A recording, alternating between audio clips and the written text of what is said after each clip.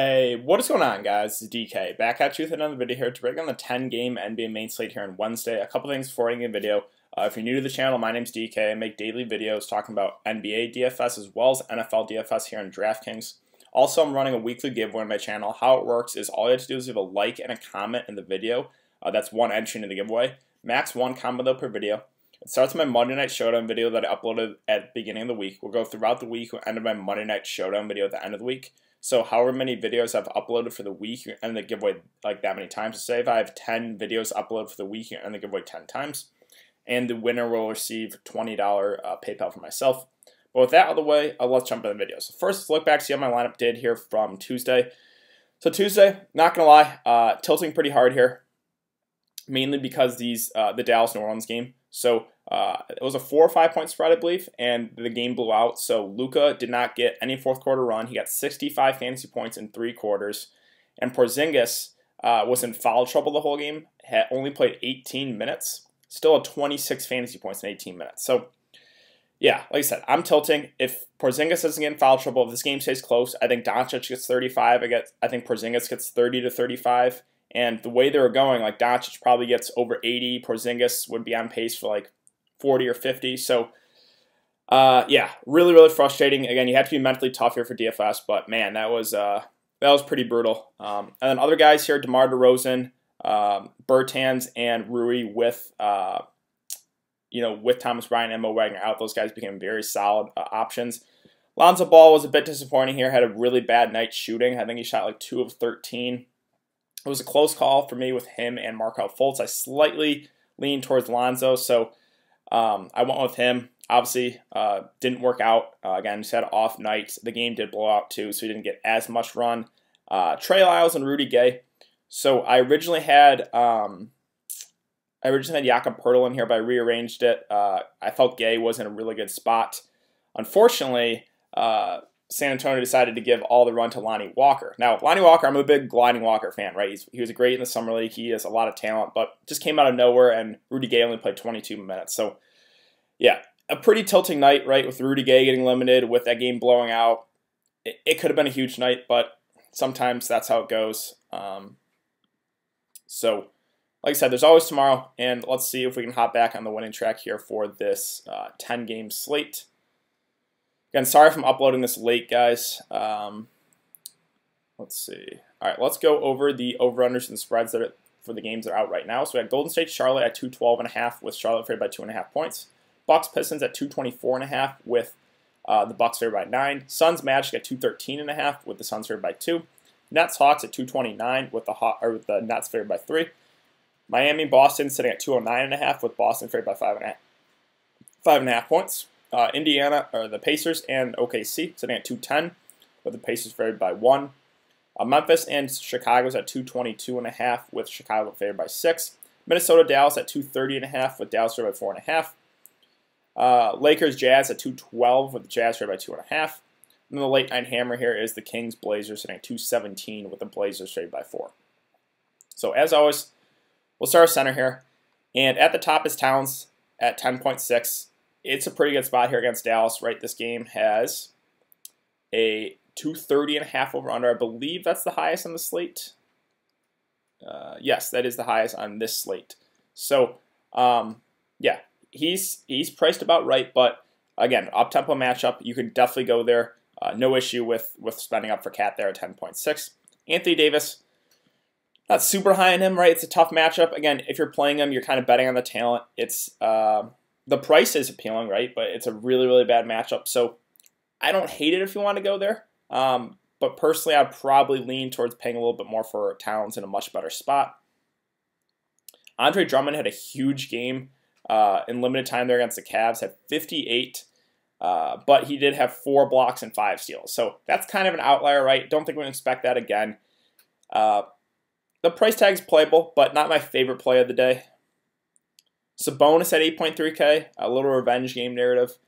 I think he's priced fairly with a little bof upside. You guys know I'm a huge Sabonis guy, so I think he's fair. I think he's a pretty safe option, right? He's going to play solid minutes no matter what. He's, one of the top guys in the offense, so I have no issue if you want to go Sabonis there at 8.3. Jonas Valanciunas currently listed as questionable. This is something we have to monitor. if he plays, I would have some interest in. I'm not too high in the price tag, right? He was 6.2, 6.1. Now they jumped up to 7.9K. So, yeah, again, not super excited about the price, but we do want to target bigs against Chicago. So I would have some interest if he plays. If he misses, then we could look to Jaren Jackson Jr. See, Whiteside, again, I still think he's a little pricey at 7.6. I like him more in that 6K range. Gobert at 7.5 is okay. They'll probably need him to play big minutes in this one. So I think he's viable. It's just a tougher spot. I don't have a whole lot of interest in the Lakers Jazz game. Kind of the same thing with Miami, Boston, right? Bam Adebayo is definitely doable here at this price. It's a good price. Bigs, the way to attack Boston is through the bigs. So I actually don't hate the play. Again, you're getting him at a discount, but it is a tougher overall matchup. So Porzingis, right? Dallas back on the slate. Again, in that game against New Orleans, in 18 minutes, he got in foul trouble and played limited minutes, right? Only 18. Had 26 fantasy points in that time. So he was on pace for a huge night, right? If he gets 35, double that, he's on pace for over 50. So, like I said, we got a bit unlucky with the blowout, with the foul trouble risk. I still kind of like him here. I think maybe recency bias, will lower his ownership, but I still think he's playable in an up-tempo game. Again, the highest over-under. I think he's very much viable at 6.9K. Jaren Jackson Jr., so you could definitely look to him if JV misses. He played big minutes, 34 minutes. Now, the concern with him always is the foul trouble issues, right? He is always in foul trouble. So just be wary. It would be a good spot for him if JV misses, but there's always the foul trouble risk. Other options, let's see.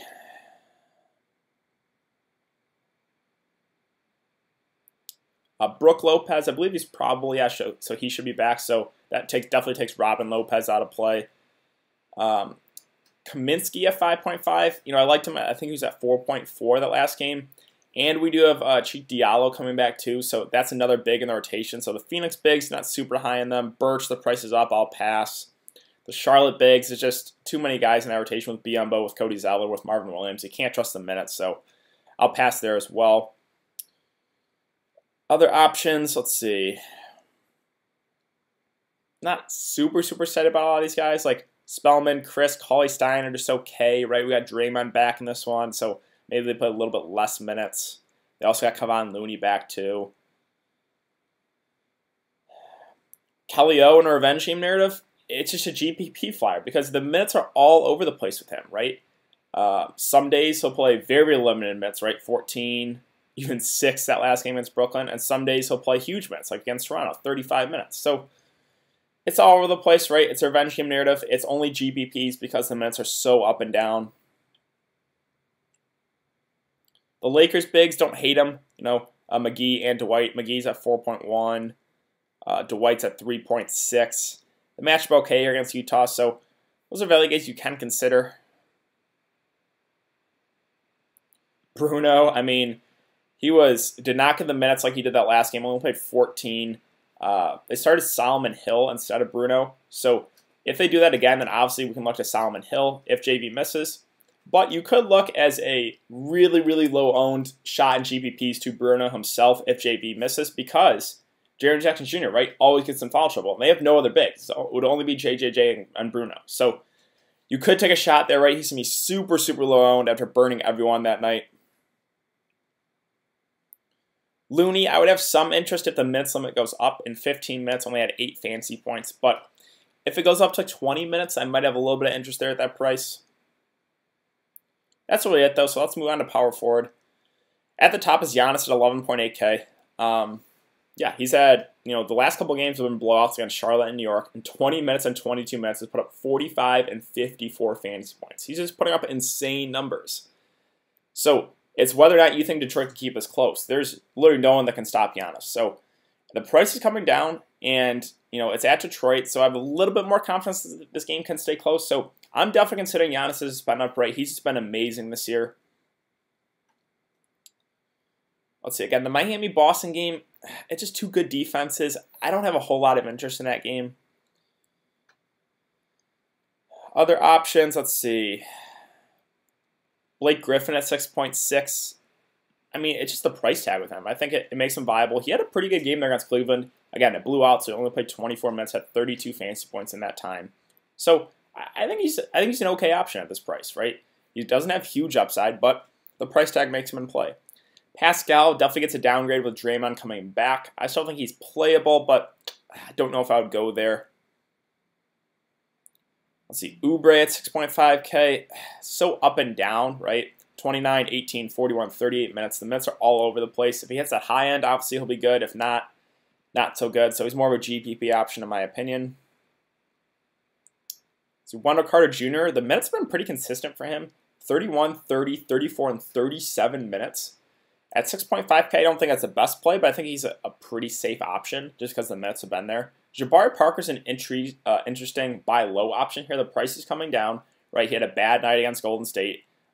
Shot the ball 4-15, only put up 21 fantasy points. But we know he is like the number 2 in the offense. And he has upside at times, right? He put up 60 fantasy points on one night against Milwaukee. So the matchup is really good here against Brooklyn. So I definitely think Jabari is playable there in the mid-range. Carmelo at 6.2K. Probably not for me in this slate. Again, he has flashed a little bit of upside surprisingly this year, but don't think I want to go there. Sarge at 6.2K is also just okay, right? They got Diallo now back in the mix, so there's another big. And I think they kind of, all three of the bigs split the minutes pretty evenly. So no one stands out as a great play there as far as the Phoenix bigs. Other options, Aaron Gordon, I talked about liking him in that matchup against Washington. 32 minutes, about 37 fantasy points. Another solid option here, and the price hasn't really moved. So I think he's viable at 5.9. Torian Prince at 5.8, a little revenge game here. The thing with him is the minutes have actually been consistent. 33, 29, 33, and 32 minutes. With no Kyrie, there's just a lot, and no Karis LeVert, there's a lot of usage around. So he's kind of being the number 2 right now behind Spencer Dinwiddie, and it's a pretty good spot. So I think Torian Prince is very much in play at that price. Other options, let's see. So we got no DeAndre Hunter here. He was playing big minutes, 35, 41, 29, 32 minutes. Those minutes have to go somewhere. The thing is, Atlanta does have other wings they can use, right? They have Crabbe. They have, Bembry. Let's go to Atlanta real quick, actually. Let's go to forwards. Oh, Crabbe's out too. Okay, so still, though, they do have other guys. They have Evan Turner. Herter is, do they have Bembry as a guard here? Oh, they do have him as a guard. That's kind of weird. So they have Reddish. They have Bembry. They have, Jabari. They have Herter. They have Evan Turner. So there still are guys that can eat in these minutes. But, again, there's a lot of minutes to go around. I think my favorite secondary play here besides Jabari would be, I think it would be Bembry because he has flash shot upside, right? Wasn't that good in that game against Golden State, 28 minutes, 26 fantasy points. But this is a pretty good spot. And, again, those minutes have to go somewhere. So I think he would be my favorite secondary piece besides Jabari on the Atlanta side. Okay, where were we at? We're at power forward here. Okay, so anything else? So Solomon Hill picked up a start in the last game at 33 minutes, put up 39 fantasy points. Don't think we can expect that level of production again. He shot the ball really well to 9 of 14. Normally, he's a pretty low usage guy, but if JV misses and he starts again, I think he's an okay value option here. Again, I would not expect him to get 40 fantasy points, but I think he'd be playable for sure. Marvin Williams, again, the minutes are all over the place for the bigs. He had played 31 that last game. It's just, you can't trust the minutes. It's a good spot, but again, I can't do it on this slate. Other options, I think that's about it. So let's move on to small forward. Yeah, I already talked about Giannis. Love him there. It's just whether or not you think Detroit can keep it close. Luka also really good spot here against Minnesota. Dallas has just been blowing teams out. So in a close game, he will get 35 minutes. And again, a really, really good spot. I'm hoping this game stays close. I do really want to play Luka here at this price. I still think there's upside here. Again, he put up 65 in 3 quarters. So yeah. I like him here, even in a back-to-back. The price went up a little bit. I still like Luka. I still like Giannis. Again, a really close call between those two. Almost a coin flip with Giannis and Luka for me. LeBron at 10K is just okay, right? It's a tough spot. Again, you're betting on the talent here. Just this game in general, not super appealing. I would much prefer to pay an extra, 1,600 for Luka or extra 1,800 for Giannis. I just love. I think the upside is enormous on those two guys. Andrew Wiggins is even playable, right? At this price, I'm not a huge Andrew Wiggins guy, but he's been really, really consistent this year. 36, 36, 36, 35 minutes, 35, 38, 44, 41 fantasy points. And he's surprisingly filling up the stat sheet, something he didn't really do last year. So, yeah, I think he's playable at this price for sure. In an up-tempo game, again, the highest over-under of the day. Buddy Hield's playing huge minutes as well, right? 42, 37, 40, 39. He's shooting the ball a bunch, 26, 24, 20, 21 times. So you got to have interest in a guy that's playing those minutes and shooting the ball that much. And the price is playable for sure. So, yeah, I do like Buddy still there. Jimmy Butler, kind of the same thing. I mean, the price makes him in play. It's just not necessarily the best matchup. Now, he did have a triple-double in that game against Toronto. The game went to overtime at 22, 12, and 13. Don't think we're going to expect that again, but the price tag is definitely cheap on him, so don't hate him if you want to go there. Other options, Fournier, again, he's just been so consistent. 39, 34, 35, 35 minutes, 41, 35, 39, 40 fantasy points. Now, the slight concern is he's been scoring dependent, right? 41 fantasy points, 30 real-life points. 39 fantasy points, 32 real-life points. 40 fantasy points, 31 real-life points. So not getting a whole lot of peripherals. Again, he's shooting the ball really well. If there's a game where a shot's not falling, maybe it could hurt you. So that is the concern, but he's been really consistent this year, or so far, recently. Draymond Green, it's just okay, right? They're going to limit him to, Steve Kerr said, a 27-minute limit. So, I like him when he was playing the mid-30s minutes. At 27, I'll probably pass. Sorry about that. Let's see. Other options. Luke Kennard is questionable. If he misses, we could consider some of those secondary pieces, right? Like Bruce Brown, maybe even D. Rose gets a little extra run. Middleton at 6.1 is in a revenge game. Perfectly fine here. The game against New York, again, it blew out. He started, only played 18 minutes, but had 32 fantasy points in that time.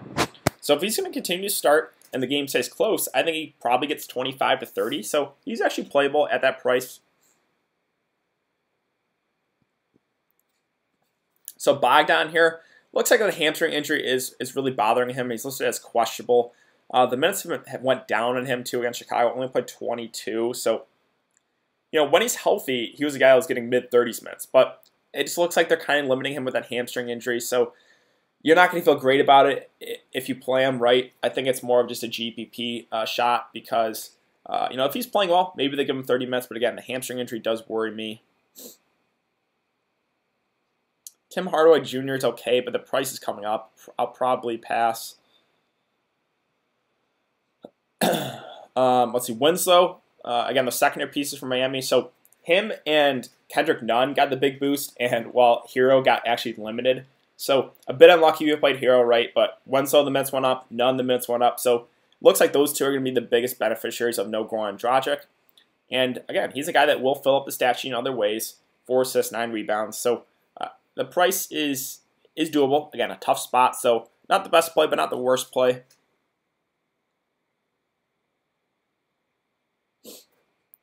See, other options. Again, it's Chris Dunn. I have Chris Dunn listed as small forward. Well, I guess he technically is kind of playing the small forward.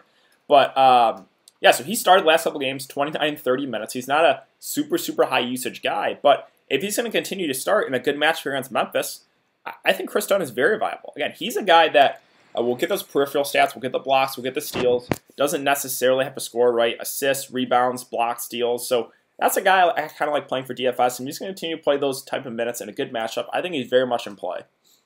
Bruce Brown Jr. would be a guy I would consider if Luke Kennard misses. The minutes have kind of been going down on him, right? 23, 26, 27, 19.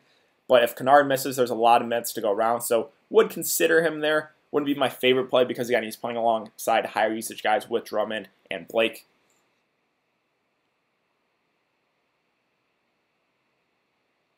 Other options, let's see. Don't think there's a whole lot here.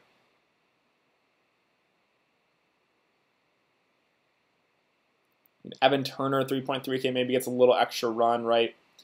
with no DeAndre Hunter. I actually don't hate the play. It's just they do have other guys they can use. I think Bembry probably would be my favorite of those like cheaper Atlanta Hawks guys, but wouldn't hate Evan Turner there, I guess. So let's move on to shooting guard. D'Angelo Russell. So this is the big news here. He is currently listed as probable now. So looks like he's going to be good to go. And my best guess is they're not going to limit his minutes because it's only a thumb injury, right? So I think he plays. I think he plays the minutes he was playing before he got injured. So that's kind of like low to mid 30s minutes.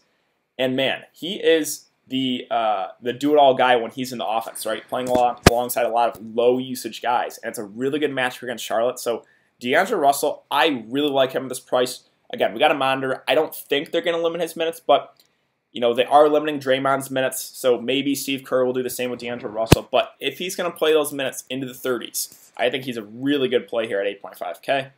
Dinwiddie 2 at 8.2, I like a lot here. The price is now coming up to a point where I think he's priced about right, but it's a pretty good spot here against Atlanta. And yeah, he's going to play 35 minutes in a close game. Again, this is going to be an up-tempo game. So I still have interest, even at an elevated price point here for Dinwiddie at 8.2K. Booker at 8K is viable. Again, with Ricky Rubio in the lineup, he just kind of limits Booker's upside. So he's okay, but I think I would prefer Dinwiddie and D'Angelo Russell for a bit more. Zach LaVine at 8K is definitely in play. I know the price is still creeping up right now. He's at 8K. But the thing I like is just the minutes. 36, 38, 35 minutes. He's shooting the ball a bunch. It's a good spot here against Memphis. So I still think he's in play. Again, if he's knocking down those threes, he can put up 40, 50 fantasy points. So Booker is very much viable there at 8K. Devontae Graham even at 7.7. So this Golden State Charlotte line I'm a little bit confused about. If I was a betting man, I think I would definitely bet the over here at 212.5 for Golden State and Charlotte, two of the worst defensive teams. I think I would definitely bet the over. Devontae Graham at 7.7. We know he's going to play big minutes in a close game. 35 or so. And again, it's a pretty good spot here. So even at an elevated price point, I think Devontae Graham is definitely viable. Now, I think I would prefer like Dinwiddie and D'Angelo Russell for a little bit more to Devontae Graham, but he's still in play if you can't get to those guys. Brogdon 2 at 7.7. Him and Sabonis are the main guys here in this offense. They're going to play 35 or so minutes in a close game. And the price went down on him a bit. So another guy that I think is pretty safe option here at 7.7K. Let's see. Donovan Mitchell at 7.1 is interesting here because we got no Mike Conley. So that's a lot of usage to go around here for this Utah offense. Now, they're probably going to start Moutier would be my best guess, and he becomes a very, very good value play. I'll talk about him in a sec. But, yeah, I think Donovan Mitchell really intrigues me here. At the discounted price with no Mike Conley, I think he's very, very viable. My concern is I think I like the upside a little bit more of some of these guys for like $1,000 more, but I do have some interest there in Donovan Mitchell, again, with no Mike Conley. Other options, let's see. Burks with with D'Angelo Russell back's not for me. Markelle Fultz, he's really consistent, right? 28, 30, 30, 31 minutes, 23, 26, 34, 34 fantasy points. I think he's a pretty safe option right now.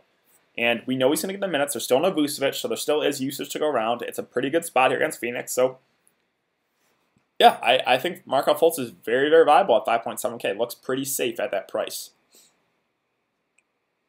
Joe Harris is okay, but I think I prefer Taurean Prince at a similar price point on the same team.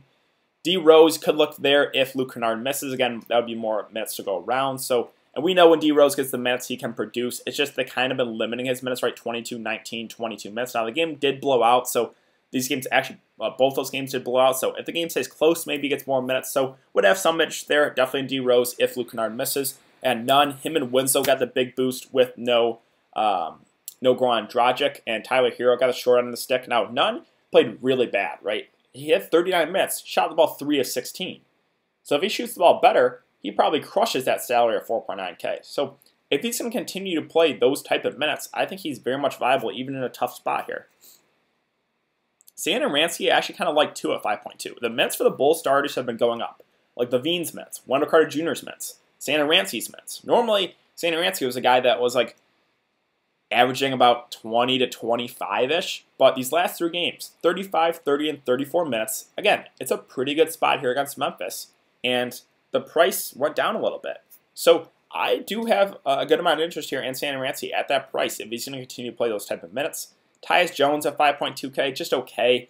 Going to start with no John Morant. He played 31 minutes in the last game, had a down game, right? Only 16 fantasy points. So he's an okay option, but probably not my favorite play of the day. Let's see, Kobe White's okay, but only for GPPs. The minutes are really up and down. Now, DeAnthony Melton has been really good in limited time. Right, 23 minutes, 35 fantasy points. 25 minutes, 32 fantasy points. He's filling up the stat sheet. 9, 8, and 7, 16, 4, and 9. So, again, he's being really aggressive. This is a decent spot here against Chicago.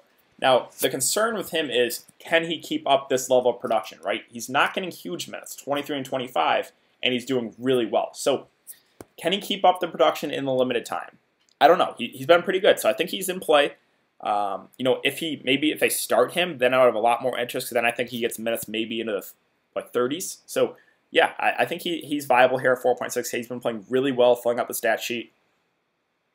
Again, Hero was the short end of the stick, right? Only played 18 minutes, while Winslow and Nunn got the minutes boost, so don't think we can go there right now. Let's see.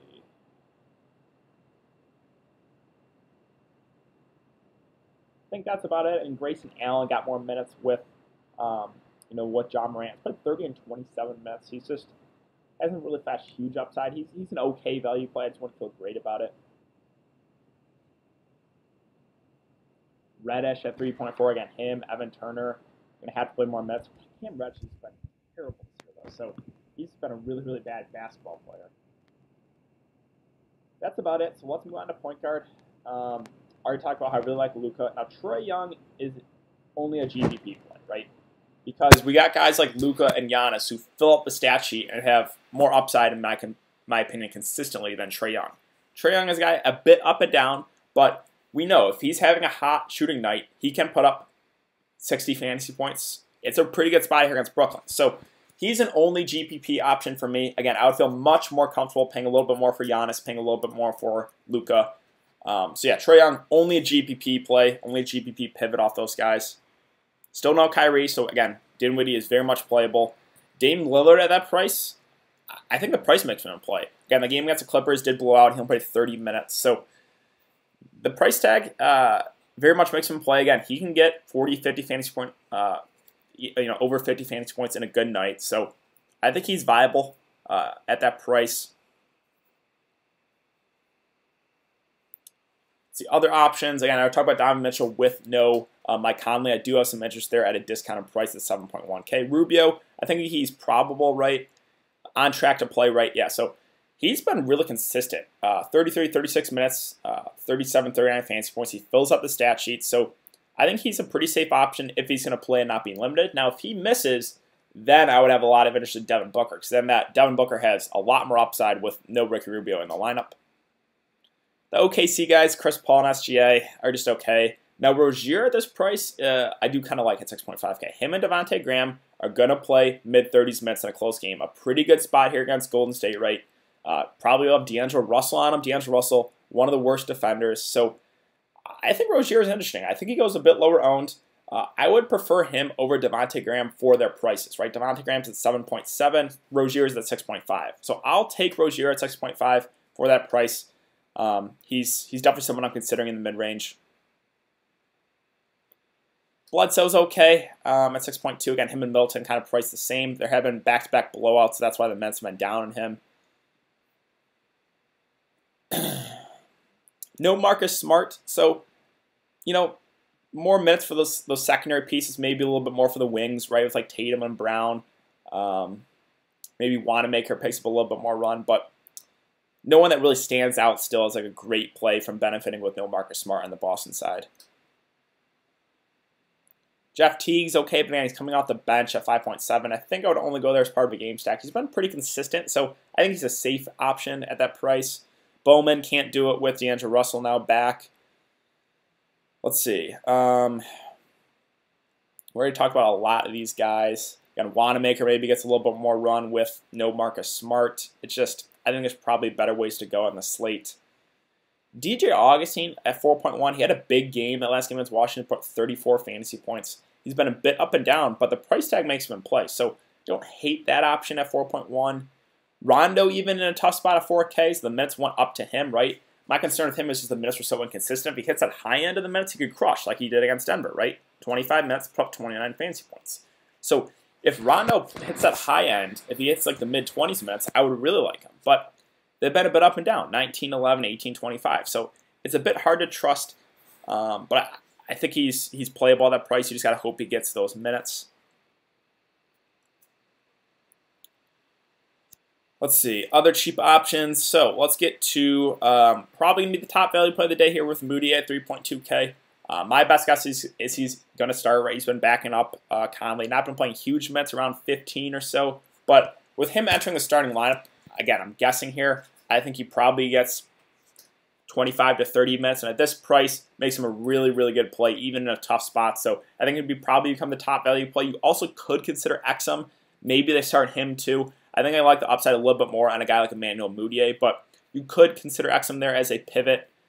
But that is really it. JJ Barea, I think he actually got some time in that last game. Yeah, 11 minutes, 20 fantasy points, right? So it's just whether or not you think JJ will get minutes. He's been, kind of out of the rotation, only getting run in the blowouts, but he did get in a close game against the Clippers. He got 16 minutes in that game. Again, he got minutes in the third quarter, I believe, or second quarter, so it wasn't a blowout run. Whenever he gets time, he crushes. But I think there's still a decent chance he just doesn't even play. So it's a really, really risky shot. But, if he gets like 15 minutes, he could definitely crush that salary.